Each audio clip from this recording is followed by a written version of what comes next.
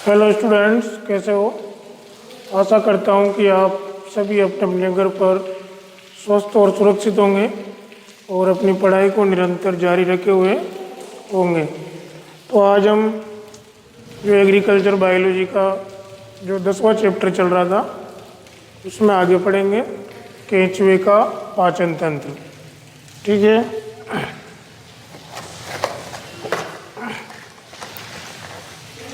केंचुए का पाचन तंत्र।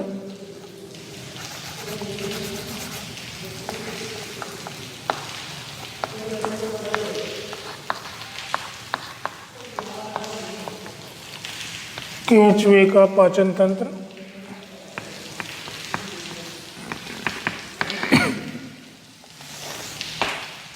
तो देखो, जो केंचुए का पाचन तंत्र है वह सुविकसित प्रकार का पाचन तंत्र होता है, यानी कि इसमें मुख और गुदा दोनों पाए जाते हैं। तो पाचन तंत्र को समझने से पहले एक छोटा सा डायग्राम बनाते हैं।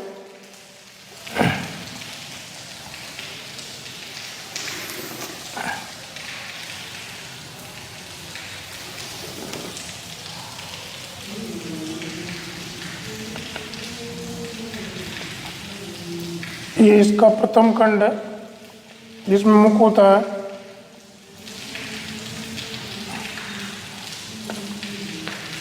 और ये दूसरा तीसरा खंड, ये पहला और ये दूसरा।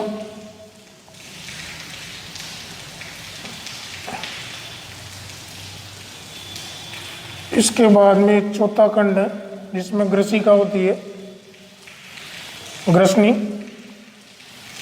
और फिर ये 5, 6, 7।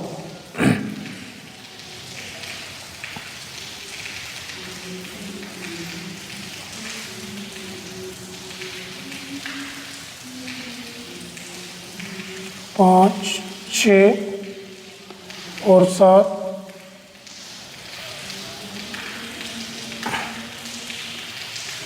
फिर ये 8 और ये 9।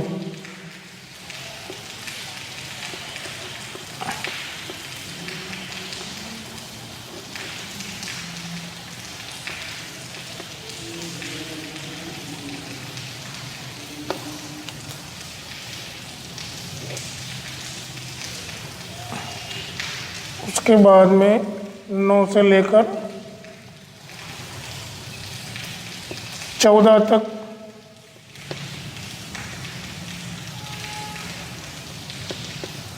ये होता है अमाशय वाला भाग।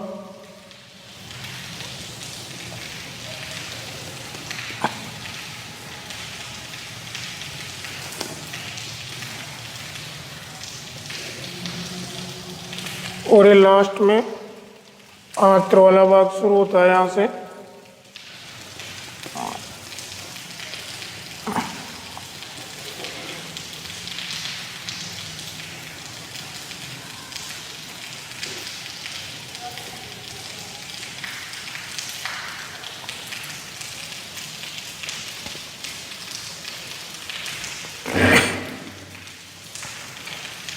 ये यहाँ 26 और यहाँ पे 22 और ये नीचे आंत्रवलन। तो ये केंचुए की आहार नाल का डायग्राम है। तो देखो, इसमें हमने बाह्य संरचना में भी थोड़ी बहुत चर्चा करी थी। जो पहला खंड है ये परिमुख, इसी में मुख होता है, मतलब इसका यहाँ मुख लिखता हूँ मैं। आहार नाल की शुरुआत होती है मुख से। ये दूसरे तीसरे खंड में मुख गुहा।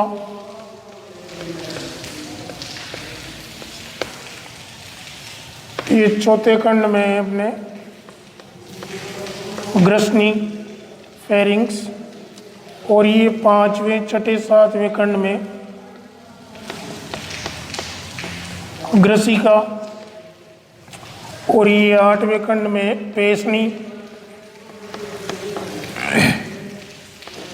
या गिजार्ड। इसका काम है भोजन को पीसना, भोजन को पीसना।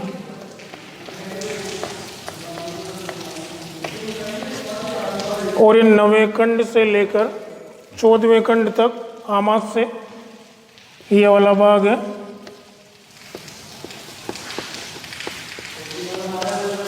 आमाशय से, और यहाँ से लेकर यहाँ तक का जो भाग होता है ये आंत्र। और ये जो उबार निकल रहा है इस उबार को बोलते हैं अपन आंत्र सिका या आंत्र अंधवर्ग। आंत्र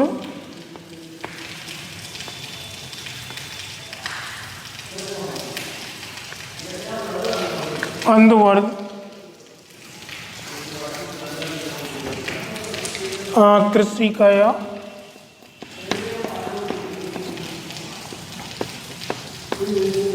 आंत्र अंधवर्ग।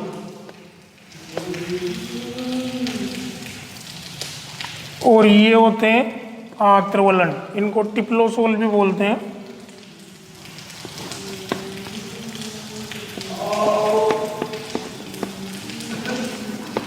आंत्रवलन या इन्हीं को बोलते हैं हम टिप्लोसोल।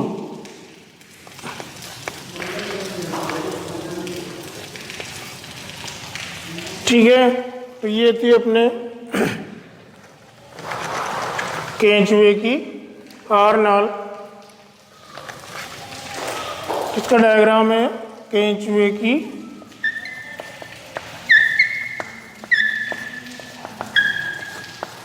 आहार नाल। तो देखो, तो केंचुए की आहार नाल यानी कि जो केंचुए का पाचन तंत्र है ये इसकी पूरी लंबाई में फैला हुआ होता है। ठीक है, इसमें प्रथम खंड में मुख और अंतिम खंड में गुदा पाई जाती है। ठीक है, तो यहाँ लिखता हूँ मैं केंचुए का पाचन तंत्र पूरी लंबाई में फैला हुआ होता है,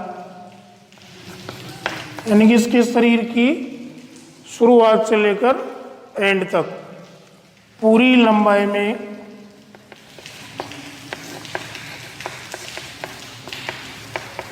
फैला हुआ होता है। और इसके प्रथम खंड में तो मुख और अंतिम खंड में गुदा पाई जाती है। इसके प्रथम खंड में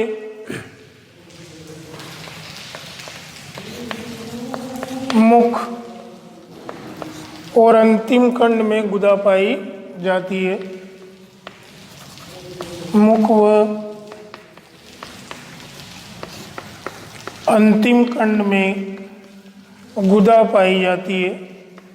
जो केंचुए का अंतिम खंड होता है जिसे हम पाइजीडियम भी कहते हैं, पहले बाह्य संरचना में भी पढ़ा था अपन ने।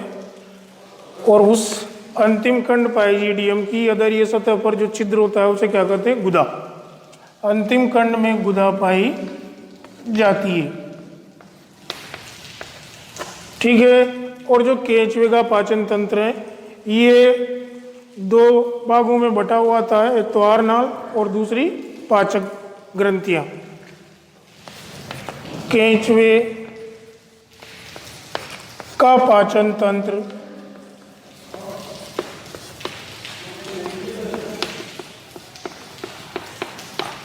आहार नाल वो पाचक ग्रंथियों से मिलकर बना होता है।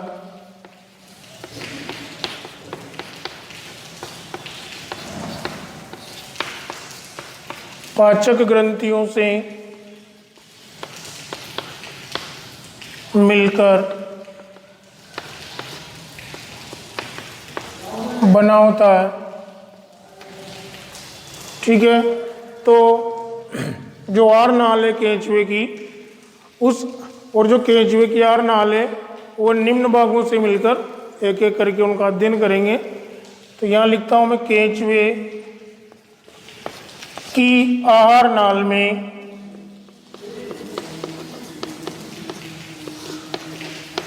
निम्नलिखित भाग पाए जाते हैं।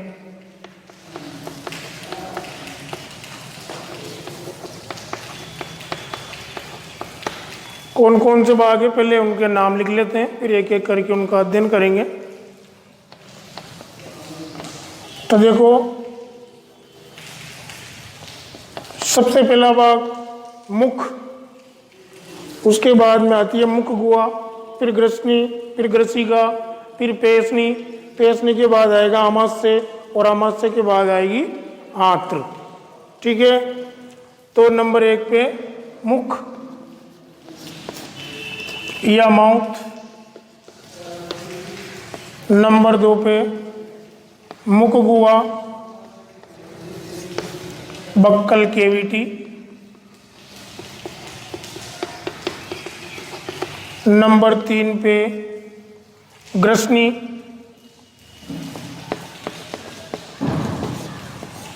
फेरिंग्स, नंबर 4 पे ग्रसिका,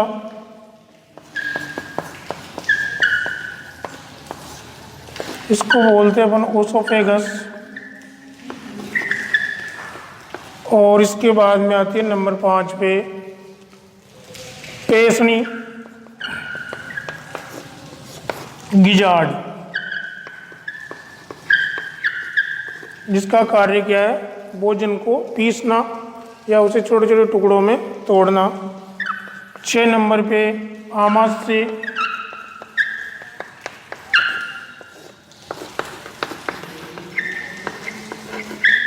और लास्ट में आएगी आंत्र, इंटेस्टाइन। तो ये थे केंचुए की आहार नाल के भाग, यानी कि केंचुए की आहार नाल को हमने 7 भागों में बांटा। मुख, मुख गुहा, ग्रसनी, ग्रसिका, पेशनी, आमाशय और उसके बाद में आंत्र। ठीक है, तो ये ध्यान रखना कि केंचुए का जो पाचन तंत्र है वो उसकी पूरी लंबाई में फैला हुआ होता है, और इसके पाचन तंत्र की शुरुआत प्रथम खंड में मुख से होती है और लास्ट में कहाँ समाप्त होती है, गुदा, गुदा तक। ठीक है, अब देखो आगे, जो केंचुए का पाचन तंत्र है किस किस से मिलकर बना होता है, आहार नाल व पाचक ग्रंथियों से मिलकर बना होता है, और केंचुए की आहार नाल में निम्नलिखित भाग पाए जाते हैं। ठीक है, तो एक एक करके, एक छोटा सा पॉइंट छूट गया था अपना, यहाँ इसके बाद वाला पॉइंट यहाँ लिख रहा हूं मैं, इसके बाद वाला कि जो केंचुए का पाचन तंत्र है वो सुविकसित होता है, मोर डेवलप होता है। ठीक है, इस दूसरे पॉइंट के जस्ट तीसरा पॉइंट है, जैसे इसे एक पहला और ये था दूसरा और ये तीसरा, फिर ये चौथा हो जाएगा ये वाला ना, इसमें ये सब आ जाएंगे। केंचुए का पाचन तंत्र सुविकसित होता है, सुविकसित होता है। क्यों मानते हैं इसको सुविकसित, क्योंकि इसमें मुख व गुदा दोनों पाए जाते हैं, क्योंकि इसमें मुख व गुदा दोनों पाए जाते हैं, और जिस पाचन तंत्र में मुख और गुदा दोनों हो, ऐसे पाचन तंत्र को हम सुविकसित पाचन तंत्र मानते हैं। ठीक है, तो इसमें पहला पॉइंट कि केंचुए का पाचन तंत्र उसकी पूरी लंबाई में फैला हुआ होता है। ठीक है, और इसके प्रथम खंड को हम मुख कहते हैं, वो अंतिम खंड प्रथम खंड में मुख पाया जाता है और अंतिम खंड में गुदा पाई जाती है। ठीक है। दूसरा कि जो केंचुए का पाचन तंत्र है वो दो चीज़ों से मिलकर बना है, एक तो आहार नाल और दूसरी पाचक ग्रंथियाँ। ठीक है। और तीसरा पॉइंट जो हमने यहाँ लिखा कि जो केंचुए का पाचन तंत्र है वो सुविकसित पाचन तंत्र होता है। क्यों?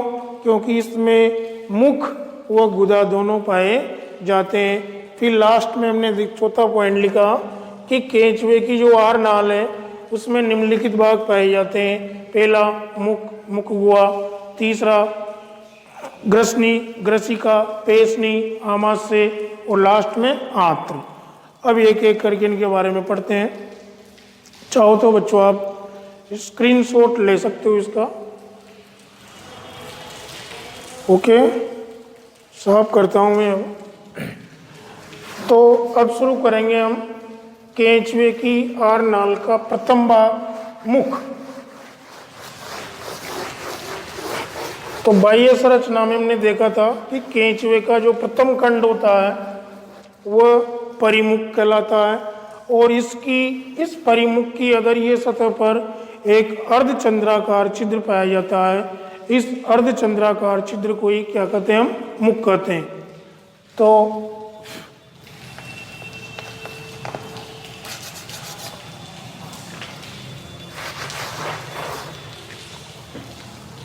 आहार नाल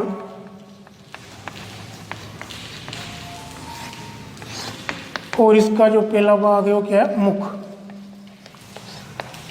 तो देखो केंचुए के क्या लिखेंगे मुख में? केंचुए के प्रथम खंड को परिमुख कहते हैं और इसकी अधरीय सतह पर एक अर्धचंद्राकार छिद्र पाया जाता है जिसे मुख कहते हैं। तो केंचुए के प्रथम खंड को परिमुख या इसी को परितुंड भी बोलते हैं।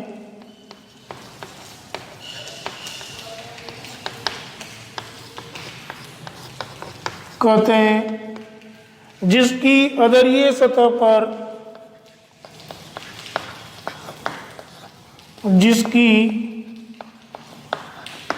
अधरीय सतह मीन्स निचली सतह पर, अधरीय सतह पर अर्धचंद्राकार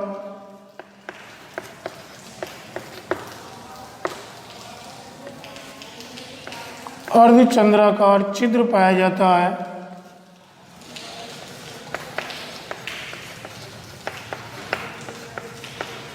जिसे मुख कहते हैं, जिसे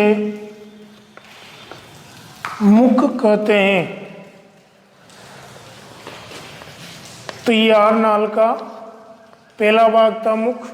इसमें क्या लिखना है आपको कि केंचुए के प्रथम खंड को परिमुख या परितुंड कहते हैं और इसकी अधरीय सतह पर एक अर्धचंद्राकार छिद्र पाया जाता है जिसे हम मुख कहते हैं।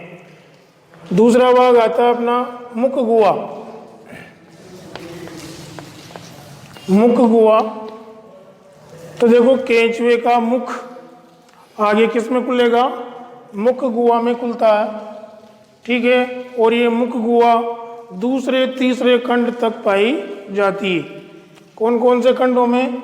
दूसरे और तीसरे खंडों में पाई जाती है। ठीक है। और इसका जो कार्य है वो है भोजन का अंतर्ग्रहण करना, भोजन को अंदर लेना। ठीक है। तो केंचुए का मुख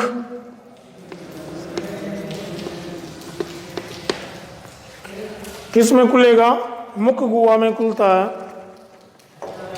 केंचुए का मुख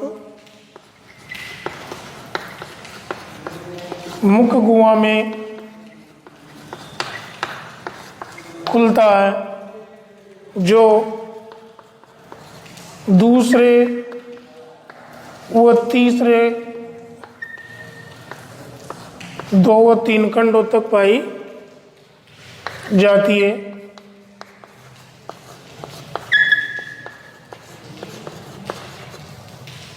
या देखो ऐसे भी लिख सकते हैं अपन भाई, पहला खंड भी हम मुख गुहा में काउंट कर सकते हैं, या पहले खंड से तीसरे खंड तक पाई जाती है, या प्रथम खंड से तीसरे खंड तक पाई जाती है।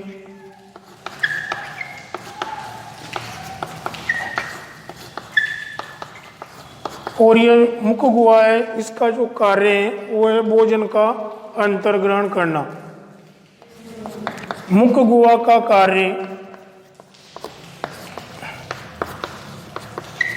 भोजन का अंतर्ग्रहण करना है, यानी मुख द्वारा प्रवेश करने वाले भोजन को अंदर लेना, भोजन का अंतर्ग्रहण करना है। और इस भोजन के अंतर्ग्रहण करने के लिए इसमें प्रोटेक्टर पेशियां पाई जाती है, और ये प्रोटेक्टर पेशियां मुख गुहा को बार बार उलटती पलटती रहती है, जिसके कारण भोजन अंदर जाता रहता है। इसके लिए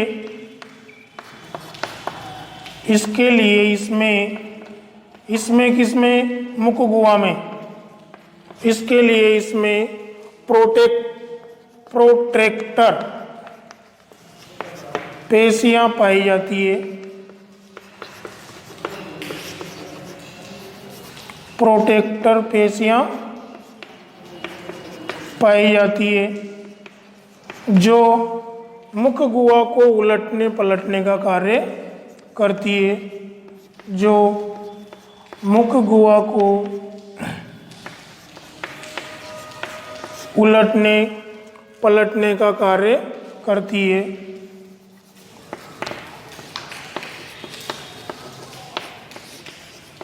उलटने पलटने का कार्य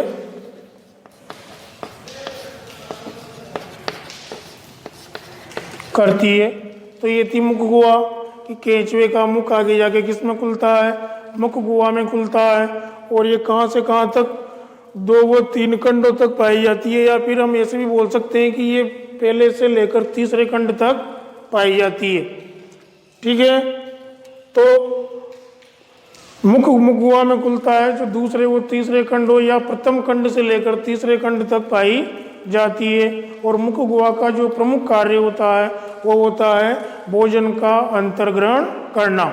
ठीक है, और भोजन का अंतर्ग्रहण करने के लिए इस मुख गुहा में प्रोट्रैक्टर पेशियां पाई जाती है, और इन पेशियों का कार्य क्या है, ये पेशियां बार बार मुख गुहा को उलटने पलटने का काम करती है, जिसके कारण भोजन आसानी से अंदर जाता रहता है।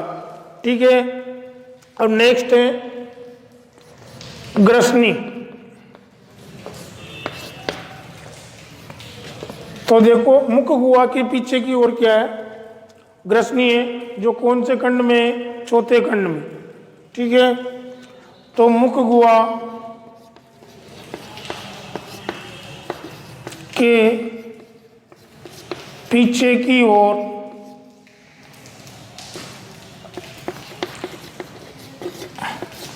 ग्रसनी पाई जाती है,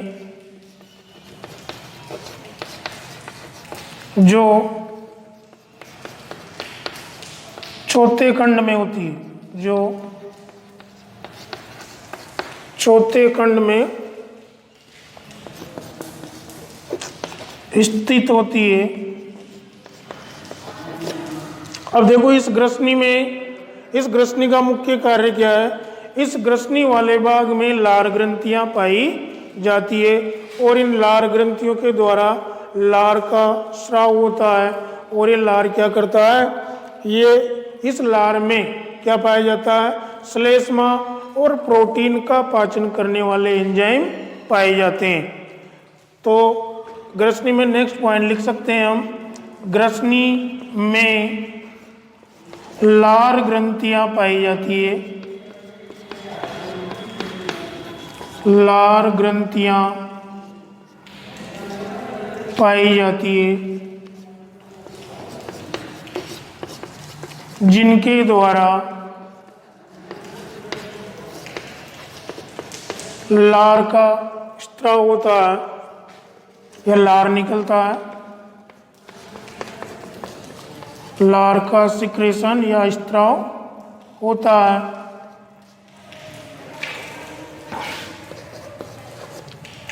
इस लार में, अब देखो इस लार में क्या क्या चीजें होती है। एक तो होता है श्लेष्मा और दूसरी चीज होती है प्रोटीन का पाचन करने वाले एंजाइम। तो इस लार में श्लेष्मा व प्रोटीन का पाचन करने वाले एंजाइम पाए जाते हैं। प्रोटीन का पाचन करने वाले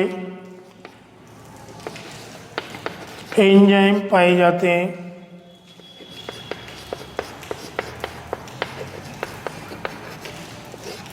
तो ये थी अपनी ग्रसनी, केंचुए की आर नाल का तीसरा भाग ग्रसनी। तो ग्रसनी में क्या है, मुख गुहा के पीछे की ओर ग्रसनी पाई जाती है, या ऐसे भी लिख सकते हैं हम कि मुख गुहा आगे की ओर किस में खुलेगी, ग्रसनी में खुलेगी।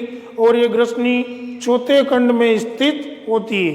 कौन से खंड में? चौथे खंड में स्थित होती है। और इस ग्रसनी वाले भाग में लार ग्रंथियां पाई जाती है और इन लार ग्रंथियों के द्वारा लार का स्त्राव या सिक्रेशन होता है। और इस लार में क्या क्या होता है, एक तो श्लेष्मा और प्रोटीन का पाचन करने वाले एंजाइम पाए जाते हैं। ठीक है, नेक्स्ट भाग आता है अपना आर नाल का चौथा, ग्रसिका। तो देखो ग्रसनी के पीछे या आगे एक नलिकाकार संरचना होती है जिसे हम ग्रसिका कहते हैं। और ये 5, 6, 7वें खंडों में पाई जाती है और इसके द्वारा कोई पाचन क्रिया नहीं होती है। यहाँ पर कोई पाचन नहीं होता है। ठीक है, तो लिखता हूँ मैं, ग्रसनी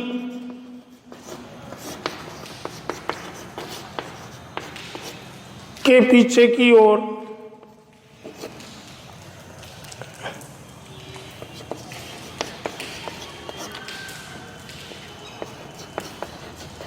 पाई जाने वाली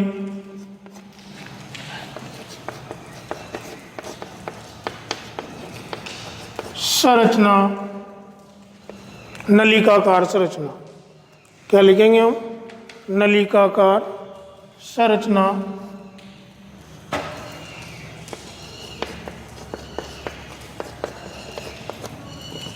नलिकाकार संरचना ग्रसिका कहलाती है। ग्रसिका कहलाती है और ये 5वें, 6ठे तथा 7वें खंड तक पाई जाती है। 7वें खंड तक या खंड में पाई जाती है। इसके द्वारा कोई पाचन क्रिया नहीं होती है, यानी कि यहाँ पाचन का कोई कार्य नहीं होता है। इसके द्वारा कोई पाचन क्रिया नहीं होती।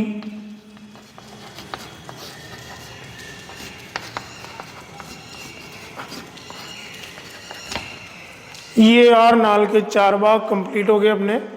पहला मुख, केंचुए के प्रथम खंड को परिमुख या परितुंड कहते हैं और इस प्रथम खंड की अधरीय सतह पर पाए जाने वाले अर्धचंद्राकार छिद्र को मुख कहते हैं। ठीक है, दूसरा था अपना मुख गुहा।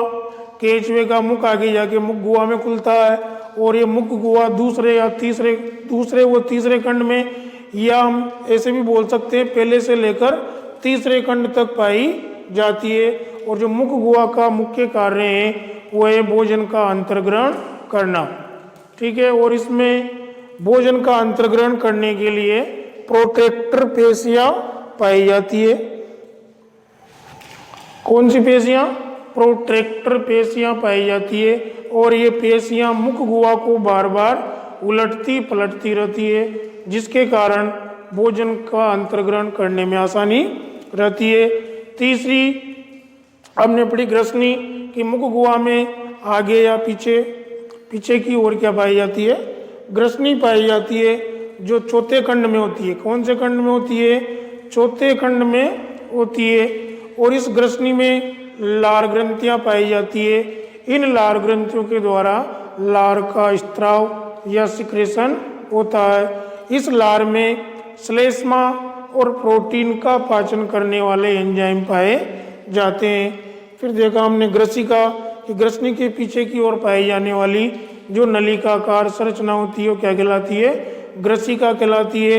और ग्रसिका कौन से खंडों में मिलती है, पांचवें, छठे और सातवें खंडों में, 3 खंडों में पाई जाती है ग्रसिका। और यहाँ पर कोई पाचन कार्य नहीं होता है। ठीक है, तो पहले खंड में मुख, और पहले से तीसरे तक या दूसरे तीसरे खंड में मुख गुहा, चौथे खंड में ग्रसनी और 5, 6, 7वें खंडों में ग्रसिका। अब नेक्स्ट है पेशनी या गिजाड़। स्क्रीनशॉट ले सकते हो आप चाहो तो। ओके, तो 4 भाग हो गए अपने आहार नाल के। 5वां भाग है वो है पेशनी या गिजाड़।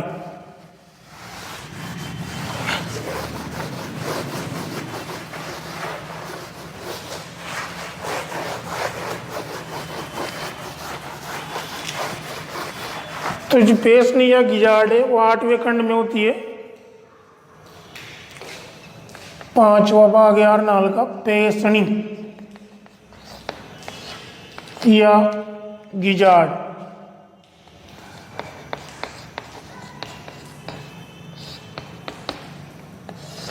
तो ये 8वें 9वें खंड में, या कुछ किताबों में से भी कि 8वें और 9वें खंड के मध्य पाई जाती है। ठीक है, और इस पेशनी या गिजाड़ में क्या पाए जाते हैं, ये क्या है, पेशनी या गिजाड़ क्या है, ये पेशीय तंतुओं और क्यूटिकल की बनी हुई एक गांठ होती है। और इसका कार्य है भोजन को पीसना या भोजन को बारीक कणों में तोड़ना। तो यहाँ लिखता हूं मैं, यह 8वें और 9वें खंडों में पाई जाती है।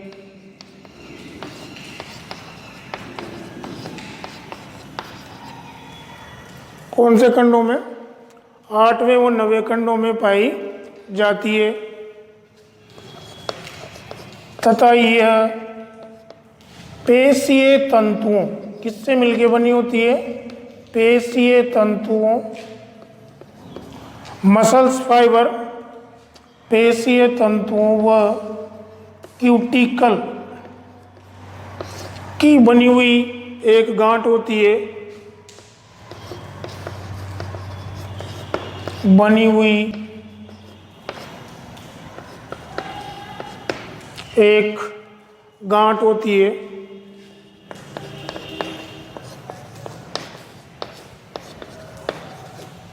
जिसका कार्य भोजन को पीसना है, जिसका कार्य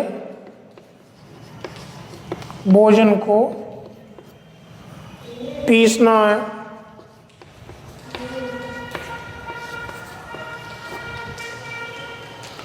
ठीक है, नेक्स्ट है अपने आमाशय।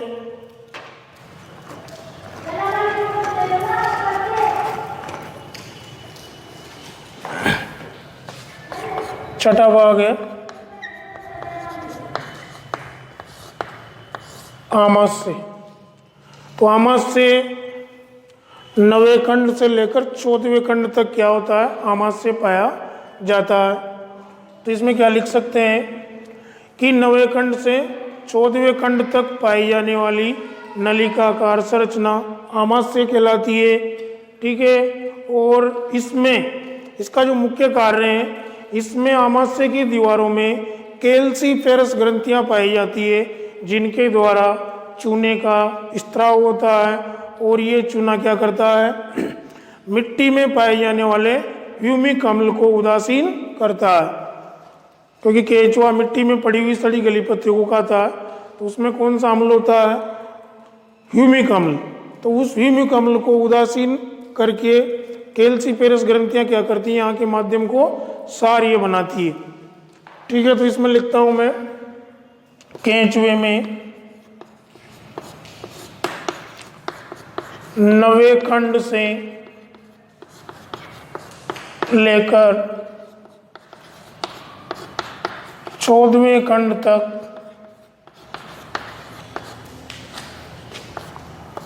पाई जाने वाली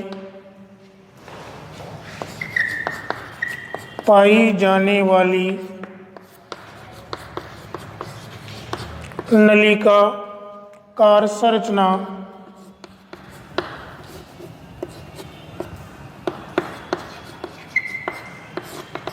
को आमाशय कहते हैं। तो ये ध्यान रखना, 9वें खंड से 14वें खंड तक पाई जाने वाली नलिकाकार संरचना को आमाशय कहते हैं। इस आमाशय में कौन सी ग्रंथियां पाई जाती है? कैल्सिफेरस ग्रंथियां पाई जाती है। कैल्सिफेरस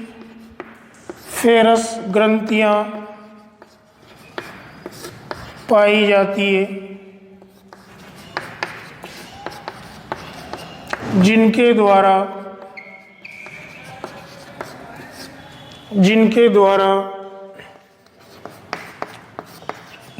चूने का स्त्राव होता है, जो मिट्टी में पाए जाने वाले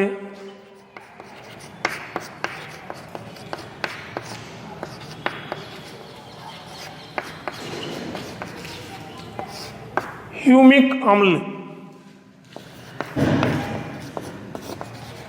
को उदासीन करता है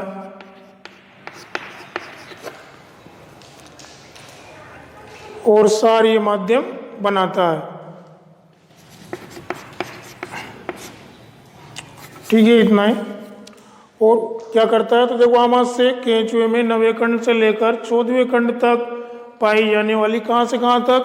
9वें खंड से लेकर 14वें खंड तक पाई जाने वाली नलिकाकार संरचना क्या कहलाती है? आमाशय कहलाती है। और इस आमाशय में कैल्सिफेरस ग्रंथियां पाई जाती है, और इन कैल्सिफेरस ग्रंथियों के द्वारा चूने का स्त्राव होता है, सिक्रेशन होता है, और ये मिट्टी में पाए जाने वाले ह्यूमिक अम्ल को उदासीन करती है। और लास्ट भाग है नाल का आंत्र। तो देखो, आंत्र वाला क्षेत्र है 15वें खंड से अंतिम खंड तक का जो क्षेत्र है वो किसमें आता है? आंत्र में। तो 15वें खंड से अंतिम खंड तक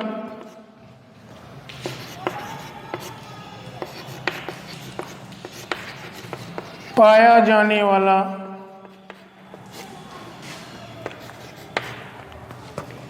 नलिकाकार चौड़ा भाग, नलिकाकार चौड़ा भाग आंत्र कहलाता है। देखो, बाकी भागों से ये भाग चौड़ा होता है। कहाँ से कहाँ तक? 15वें खंड से अंतिम खंड तक पाया जाने वाला जो नलिकाकार चौड़ा भाग होता है वो क्या कहलाता है? आंत्र कहलाता है। अब देखो, इस आंत्र वाले भाग में 26वें खंड से 22वें खंड तक पार्श्वीय सुख या उबार निकलते हैं, जिन्हें हम क्या कहते हैं? आंत्रशिका या आंत्र अंधवर्ध कहते हैं, और जिनका कार्य क्या है? एंजाइमों का स्राव करना। तो यहां लिखता हूं मैं, आंत्र में 26वें खंड से 22वें खंड तक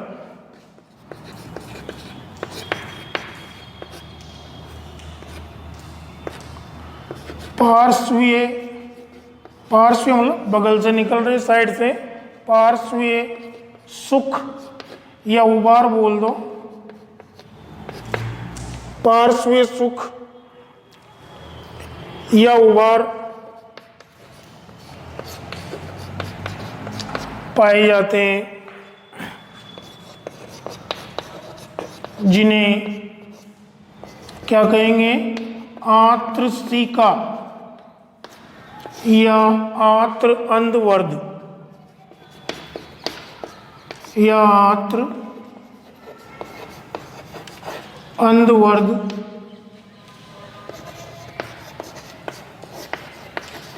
कहते हैं। ठीक है, तो देखो ये ध्यान रखना इसमें कि 15वें खंड से अंतिम खंड तक पाया जाने वाला नलिकाकार चौड़ा भाग क्या कहलाता है, आंत्र कहलाता है। और आंत्र में 26वें खंड से लेकर 22वें खंड तक एक पार्श्वीय सुख या उभार नुमा संरचनाएं पाई जाती है, जिन्हें हम क्या कहते हैं, आंत्रशिका या आंत्रंधवर्ध कहते हैं। और इनका कार्य एंजाइमों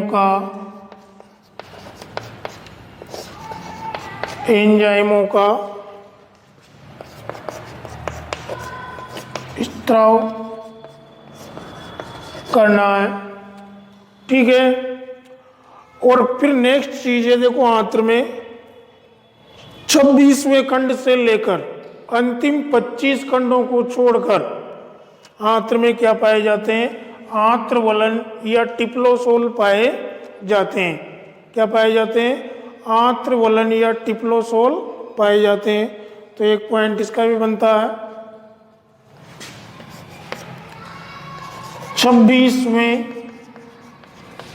खंड से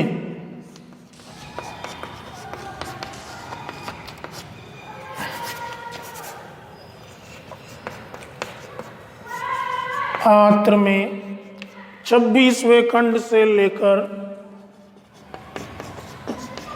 अंतिम 25 खंडों को छोड़कर अंतिम 25 खंडों को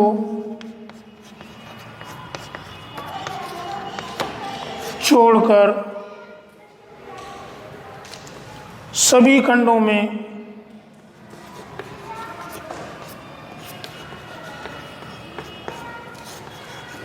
आंत्रवलन या टिप्लोसोल पाए जाते हैं।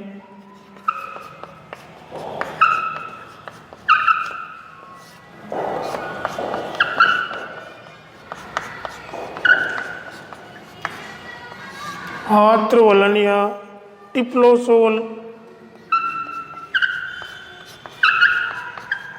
पाए जाते हैं और ये भी पाचन में सहायता करते हैं। ठीक है, तो देखो ये ध्यान रखना, आंत्र वाला भाग 15वें खंड से अंतिम खंड तक फैला हुआ रहता है। कहाँ से कहाँ तक, 15वें खंड से अंतिम खंड तक। और आंत्र में 26वें खंड से लेकर, यहाँ पर 26 है, 26, 26वें खंड से लेकर 22वें खंड तक पार्श्वीय सुख या उभार पाए जाते हैं, जिन्हें हम क्या कहते हैं, आंत्रशिका या आंत्रंधवर्ध कहते हैं। और इनका कार्य क्या है, एंजाइमों का स्त्राव करना। और फिर देखते हैं 26वें खंड के बाद 26वें खंड से लेकर अंतिम 25 खंडों को छोड़कर क्या पाए जाते हैं, आंत्रवलन या टिप्लोसोल पाए जाते हैं। तो देखो पेशनी गिजाड़पड़ा अपन ने 8वें 9वें खंड में पाई जाती है।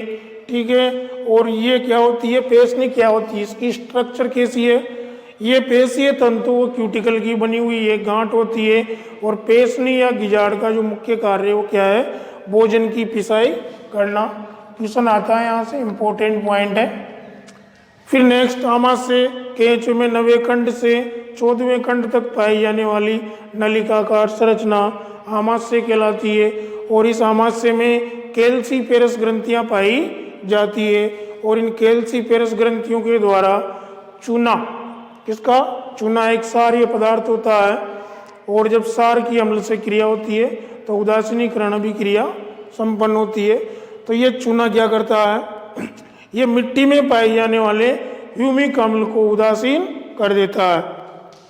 लास्ट पढ़ा हमने आंत्र कि 15वें खंड से लेकर अंतिम खंड तक पाई जाने वाली जो नलिकाकार चौड़ा भाग होता है वो क्या कहलाता है, आंत्र कहलाता है। और आंत्र में 26वें खंड से 22वें खंड तक पार्श्वीय सुख या उभार पाए जाते हैं। ये वाली संरचना जिन्हें हम कहते हैं आंत्रशिका या आंत्र अंधवर्ग, और इनका जो कार्य वो क्या है, एंजाइमों का स्त्राव करना। ठीक है, फिर 26वें खंड से अंतिम 25 खंडों को छोड़कर इसमें आंत्र में क्या पाए जाते हैं, आंत्र वलन या टिप्लोसोल पाया जाता है। ठीक है, अब देखो इस आंत्र को हम इन टिप्लोसोल की उपस्थिति के आधार पर 3 भागों में बांट सकते हैं।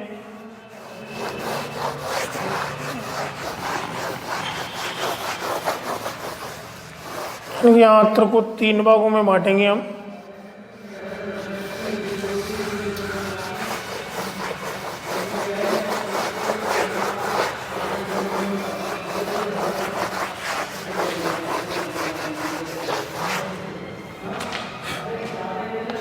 आंत्र को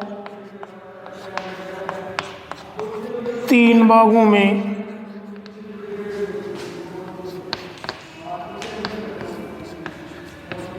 बांटा जा सकता है।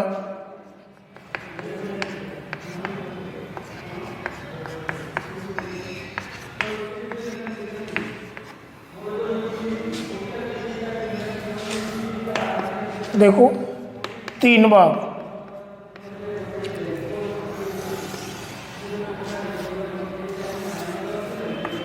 देखो 3 भाग कौन कौन से। टिप्लोसोल की शुरुआत होती है 26वें खंड से। कहाँ से, 26वें खंड से। 26वें खंड से जो पहले वाला भाग है, यानी कि 15वें से 26वें खंड तक का जो भाग होगा पूर्व टिप्लोसोल। तो जो पहला भाग है वो है पूर्व टिप्लोसोलर क्षेत्र। पूर्व टिप्लोसोलर क्षेत्र। दूसरा जो भाग होगा वो बिल्कुल टिप्लोसोल वाला भाग होगा, जिस क्षेत्र में क्या पाए जाते हैं, आंत्र वलन या टिप्लोसोल पाए जाते हैं, टिप्लोसोलर क्षेत्र। और इस टिप्लोसोलर क्षेत्र के बाद वाला कहलाएगा पश्च टिप्लोसोलर क्षेत्र। पश्च टिप्लोसोलर क्षेत्र।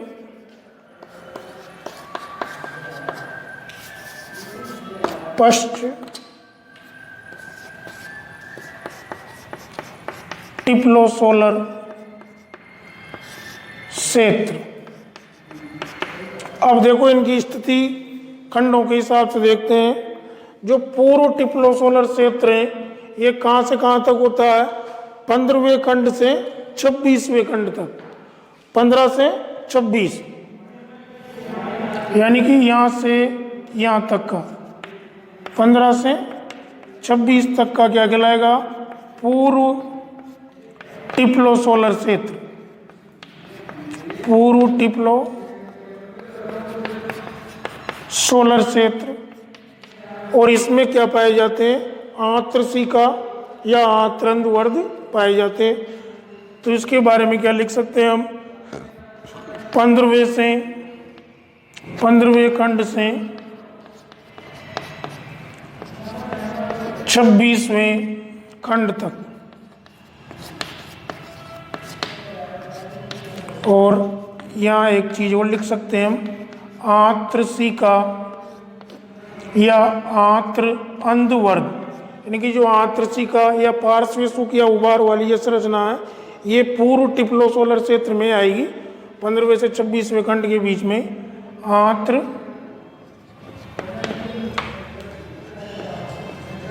अंधवर्ग उपस्थित। ठीक है, अब 26वें खंड तक की बात होगी तो जो टिप्लोसोलर क्षेत्र है वो कहाँ तक होगा, 26वें खंड से लेकर अंतिम 25 खंडों को छोड़कर। तो यहां इसमें लिख सकते हैं हम 26वें खंड से लेकर अंतिम 25 खंडों को छोड़कर। तो कहां से कहां तक इसका विस्तार टिप्लोसोलर क्षेत्र का, 26वें खंड से लेकर अंतिम 25 खंडों को छोड़कर। और इस क्षेत्र में क्या पाए जाते हैं, आंत्रवलन या टिप्लोसोल पाए जाते हैं। आंत्रवलन या टिप्लोसोल पाए जाते हैं। और ये बचा जो टिप्लोसोलर, पश्च टिप्लोसोलर क्षेत्र, ये आएगा इसमें अंतिम 25 खंड।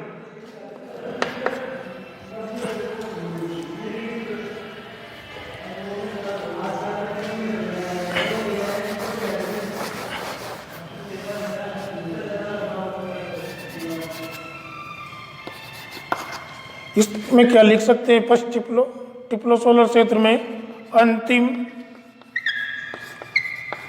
25 खंडों में पाया जाता। अब इसकी एक विशेषता क्या है, आंत्रवलन नहीं पाए जाएंगे इसमें। आंत्रवलन कहाँ तक है, केवल टिप्लोसोलर क्षेत्र तक ही है। तो यहाँ दूसरा पॉइंट क्या लिख सकते हैं इसमें, आंत्रवलन अनुपस्थित।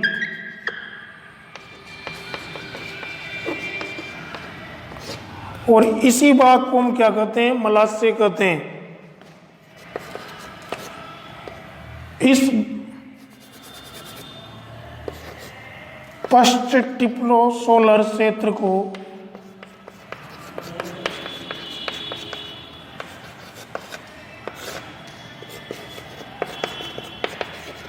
मलाशय कहते हैं।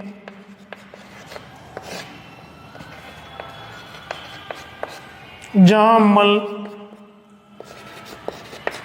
मल छोटी छोटी गोलियों के रूप में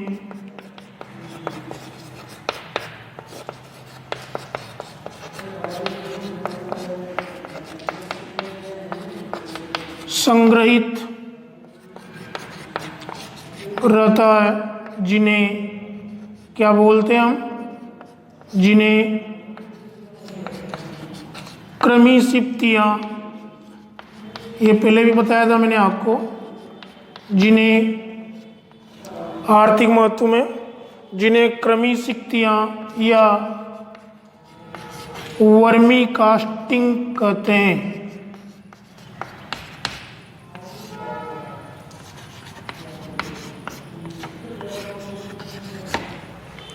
ठीक है, तो ये था अपना आंत्र के 3 भाग। फर्स्ट वाला पूर्व टिप्लोसोलर क्षेत्र, यानी कि टिप्लोसोल से पहले वाला क्षेत्र, जो कहाँ से कहाँ तक होता है, 15वें खंड से 26वें खंड तक होता है। और इस पूर्व टिप्लोसोलर क्षेत्र की विशेषता क्या है, यहाँ पर आंत्रशिका या आंत्र अंधवर्ध पाए जाते हैं। फिर सेकंड भाग आंत्र का टिप्लोसोलर क्षेत्र, यानी कि वो क्षेत्र जहाँ पे क्या पाए जाते हैं, आंत्रवलन या टिप्लोसोल पाए जाते हैं, इसलिए इस क्षेत्र का नाम क्या पड़ा, टिप्लोसोलर क्षेत्र। टिप्लोसोल से पहले वाला पूर्व टिप्लोसोलर और बाद वाला पश्च टिप्लोसोलर। ठीक है, तो टिप्लोसोलर की पहली विशेषता कि ये 26वें खंड से लेकर अंतिम 25 खंडों को छोड़कर पाए जाते हैं। ठीक है, और इनकी विशेषता क्या है कि इस टिप्लोसोलर क्षेत्र में आंत्रवलन या टिप्लोसोल पाए जाते हैं। टिप्लोसोल पाए जाने के कारण इस क्षेत्र का नाम क्या पड़ा, टिप्लोसोलर क्षेत्र। और टिप्लोसोलर क्षेत्र से पहले वाला पूर्व टिप्लोसोलर और बाद वाला पश्च टिप्लोसोलर। जो फर्स्ट टिप्लोसोलर क्षेत्र है ये केंचुए के अंतिम 25 खंडों में पाया जाता है और यहाँ पर कोई आंत्रवलन नहीं पाया जाता, बिल्कुल सपाट भाग होता है। ठीक है, और इसी क्षेत्र को हम क्या कहते हैं, मलाशय कहते हैं। क्या कहते हैं, मलाशय।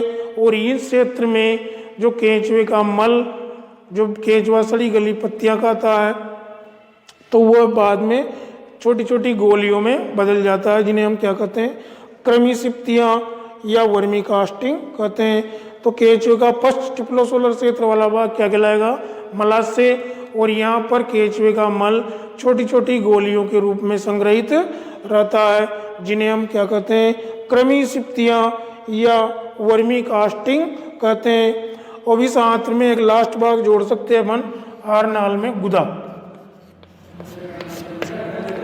तो यहां लिख सकते हैं केंचुए के अंतिम खंड, और अंतिम खंड क्या कहलाता है इसका, पाइजीडियम। पाइजीडियम की अधरीय सतह पर पाए जाने वाले छिद्र को गुदा कहते हैं।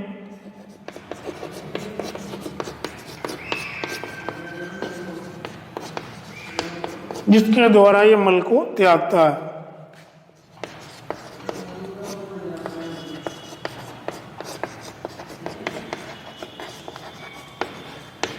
जिसके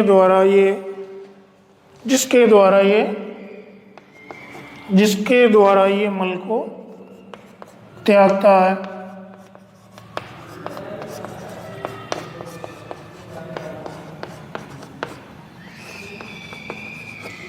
ठीक है, तो ये केंचुए का पाचन तंत्र कंप्लीट हो गया। तो आंत्र वाला भाग है उसको 3 भागों में बांटा गया है। पूर्व टिप्लोसोलर क्षेत्र यानी टिप्लोसोलर क्षेत्र से पहले वाला भाग, फिर टिप्लोसोलर क्षेत्र, इसके बाद वाला फर्स्ट टिप्लोसोलर क्षेत्र।